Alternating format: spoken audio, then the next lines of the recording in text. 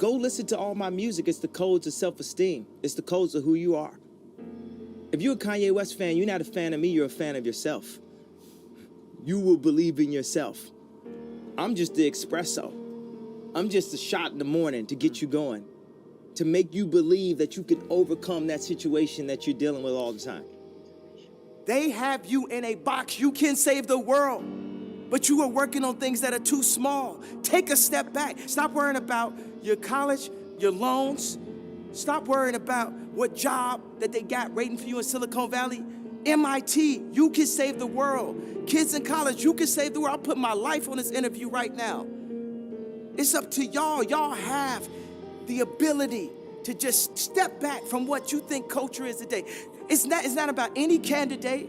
It's not about red or blue. It's about humanity. Y'all talking about is 12 years of oxygen left. Talking about we gonna kill the earth. We can't kill the earth. We gonna kill the things that keep us alive on the earth, and the earth gonna survive. It's up to y'all. Y'all the future.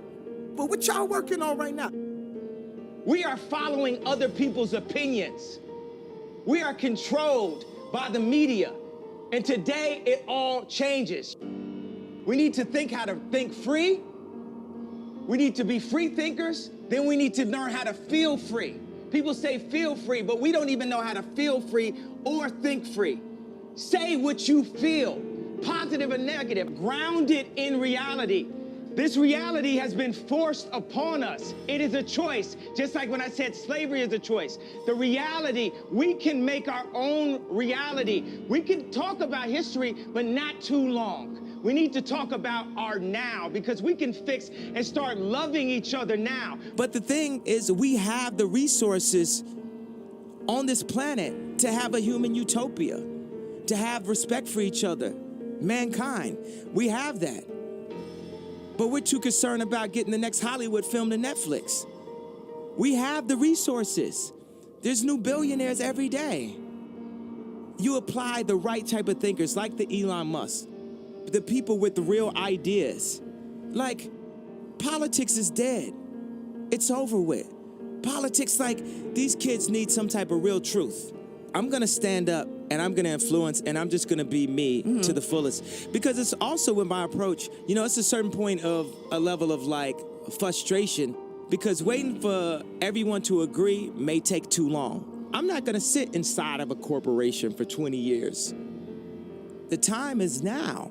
The time is now to express and for people to believe in themselves.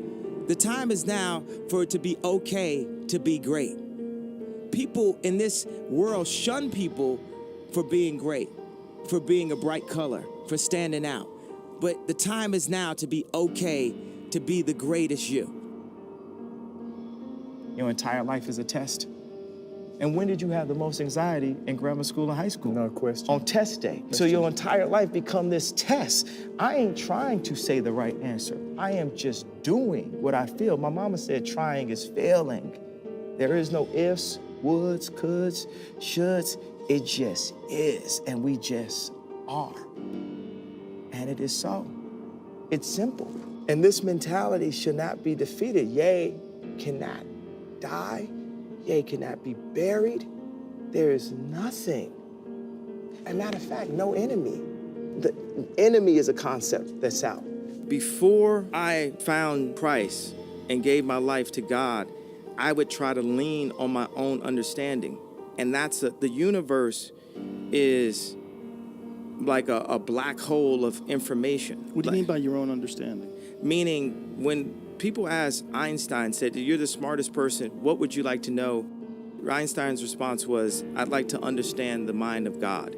Meaning God is all-knowing, and we can only know or see, and for me as a visionary, we can only know or see what God allows us to see and what he feels we're ready to see and understand, to maximize what our Maslow's hierarchy of need chart is. You know, what sets our dopamines, what sets our serotonins off, what makes us feel good. Basically, like, you know, we did a good deed, and it's like it was somehow, you know, just doing a beat for a local dope rapper really meant a lot to me when I was 14 years old.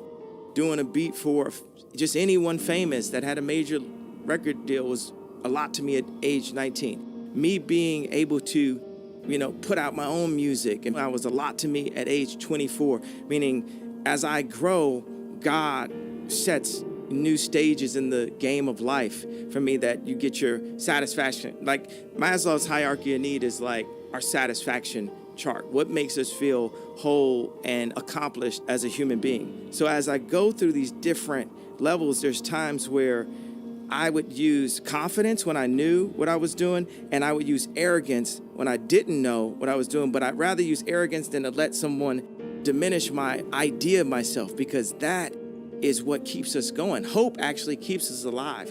Anybody you ask, most people, it's like, do you want tomorrow to come? And they say yes. They have hope for it. But I went from having confidence and arrogance to having faith. And faith is the opposite of fear. And that created this fearless approach that I have. And that's what now has made me the fearless leader that I am, that I've crystallized into the leader that my mom always knew I would be when kids followed me in preschool. The leader that people saw when we changed the sound of music. I like when Jay-Z said, show you how to move in a room full of vultures. Isn't that like you don't really have to change who you are and start saying, I'm going to be a snake, I'm going to be that. You know what I'm saying? Just know you can't let people use you or misuse you. Life is about using people, though. Just don't misuse them. I mean, just in life, if you like the type of music and you listen to it all the time, why not follow your heart? Why not follow what makes you happy? I remember when the song the movie American Werewolf in Paris came out, and it had the theme song, I think it was by Blur. Nothing hurts like your mouth, mouth. And me and my friends used to love that song so much. And it was like we weren't supposed to like the song or something because of where we were from. Or we like songs like, So Kiss Me Under the Moonlit Starlight. Like all these songs are just these incredible melodies from the 80s and from the 90s, a lot of the 90s stuff. And people keep on saying 80s, but they were like, Mr. Jones and me. All these sweeping melodies and Nirvana and shit like that. And I'm like, I really love music and I love to sing these songs and I can make music. So why not just make music? The greatest thing that a man has to give to anyone, whether it's their kids or whether it's their wife, is time. And how much time do we spend, chasing the American dream or chasing money and materialistic things? And how much time do we actually give to the women and children? And that's what this album, more so than, what type of music, the way I chose to express it, that message is what people need to leave with the most, I think. There's a balance of family and calling that I specifically have. I have to protect and take care of my family and make sure with the power that God has put in my hand that I do everything that I can as the father to provide the best chance at them being the maximum success that they can be. I think people focus too much on the past and focus too much on regret. Even like when you deal with schools, like you take like the slave idea. My point is, I've heard of history class. I've never heard of a class that breaks down how you balance a checkbook or how you control your